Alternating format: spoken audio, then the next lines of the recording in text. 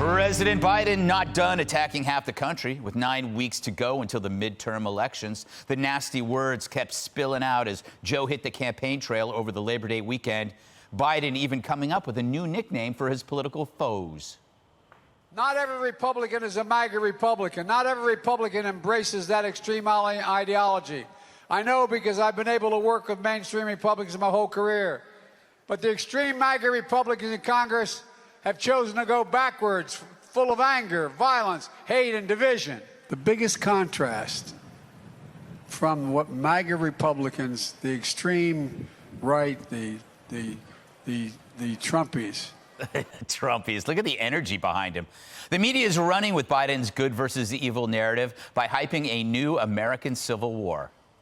These days, it feels like we are not just at the brink of a civil war, but that one has already begun. Trump supporters are already speaking the language of violence. They're threatening the FBI, the DOJ, the state itself, and this is all as they defend their dear leader. It is a fascist movement that has embraced white nationalism and wants to impose its religious beliefs as law. It's no longer Republicans versus Democrats. It's Americans versus MAGA. It could be more dangerous than 1860 or the 1930s. In 1861, they were sort of dispersed, but they couldn't conspire together and decide how to attack the Capitol as they did on the 6th of January on social media.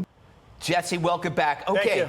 I think what we saw there is why historians should never be on Twitter, because he now sounds like a freshman in college, complete, his hair's on fire. That's supposed to be a reputable historian. There are 3 historians now that are losing their minds. They've gone crazy. It's got to be social media. How do you feel being a Trumpy? I liked Ultra MAGA better. Yeah. It sounded cooler. And that's what, I mean, they're reading off the same teleprompter. The media, Joe Biden, they'll just put Jim Crow in there. They'll put Ultra MAGA fascists. They're all just reading from the same script.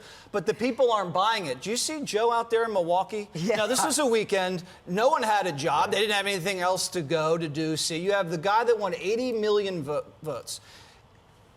Where's his base? Where are the Biden voters sitting there like, I've had more people in my backyard at a barbecue than were at that rally. And they're going to have to redefine what the word rally means, because that was not a rally. Everybody knows it's something's fishy going on with that guy. Now, Greg, when you stink at something, you have to point fingers. And I know this personally. I've done it my whole life. It's the whiskey, you know, it's the producers, you know. If we only we had a good quarterback, I was always wide open, Harold, if they could just get me the ball. And that's what you do when you stink, and that's why people that stink at stuff go into politics, because there's always someone to blame. You know, you can run the economy into a recession, you can jack up inflation, crime wave, but then you say, oh, it's Donald Trump and the Republicans, and that's what they want to hear. In a way, politics is so stupid, you could just screw things up and then you throw red meat to your base and they clap. But the Republicans have to meet Biden head on. If they're being called extreme, this is what you do. You say, oh, you guys are calling us extreme. You guys want to talk about transgender sex education to 6-year-olds. You want the 6-year-olds listening to sex talk with masks on. And you're telling the 6-year-old with a mask on they're also racist. And the school they're going to is Abe Lincoln Elementary, and he's racist, so we're going to change the name of that. And if parents complain, we're going to wiretap your phone. Craig, they want to empty the prisons and open up the border, and they want to power the economy with windmills. God's looking down and laughing at them. He put the oil in the ground. He doesn't want the wind to power. I mean, it's stupid.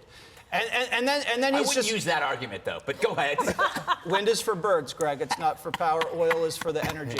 And then he comes out and he just starts bribing liberals that went to law school with $10,000 checks. And they get out of law school, they can't define what a woman is, and he just puts them on the Supreme Court. Greg, yes. This guy is insane. He just came out and said that Republicans are a threat to democracy. This is the guy in the FBI that just rigged the last election and then raided his political opponent's house. Trump got impeached for asking to investigate Joe Biden. Joe Biden actually is investigating Donald Trump. No one's talking about abuse of power. No one's talking about it at all. Why aren't they talking about it, Greg? Because they're reading from a teleprompter at MSNBC. I just like that you keep saying my name. He never does that. That's a new thing. I missed you. Yeah. I know, I can tell. It's so sweet. You know, Dana, I was going to ask you about how the Republicans should respond. But they are doing something right. They're stoking fear, which is effective. And number two, they're kind of trying to take the crime issue away from the Republicans by saying, if you don't condemn January 6th, how can you back the blue? Shouldn't the Republicans be going head on with the crime stuff when the stats are bolstered? And every day we hear terrible stories about criminals, recidivism. It's pretty amazing to have, within a month, to have the Republicans look like they had the midterm election on a silver platter. Not saying a red wave, We don't as say that. Jesse never said. Jinx. And now, a month later, we're sitting there going, oh my gosh, are they going to win? Now, I think a part of this is media narrative. Part of it is that you have people starting to focus. But there is some reality here that the Republicans, on a couple of different issues, one being the abortion issue, they had the opportunity to be on offense, to continue on offense and talk about extreme. I mean, that is where it's an ugly debate, but it might be the truthful one that we all need to have if we want to talk about extremes, because Republicans are going to be accused of being for a ban when they're maybe not, most likely not, but many of them have not said that. And nobody is going back to them and saying, but you are okay with killing babies up until the 9th month? Yeah. How can that be? So the other thing about Joe Biden is that if you are in your 5th day of trying to explain what you meant in your Death Star speech and who you were talking about, and you could have a whole lineup because you are in that group, you're not in that group, you're on the group, but you're not in the group. They are constantly having to do that. So nobody's talking about the next step for them. They're just talking about how weird the tactic is. And I do think that the Republicans have to figure out something like pronto. Yeah. You know, Judge Dana, as well as other notable voices, has pointed out the contrast between what happens on social media and cable news versus reality. These people believe there's a civil war going on, Right. Yeah. but then you go outside, you talk to your neighbor, you go to Starbucks, and life just goes on. It's like a weird. They need you to believe in this kind of bizarre fantasy, because without it, then they have to deal with reality. Yeah, they want you to think we're at each other's throats and that we're killing each other. And you go out and everybody is, you go to Dunkin' Donuts or wherever you go, everybody's a pal opening the door. Yeah. It doesn't matter what color you are or what level you're at. I mean, everybody's like morning.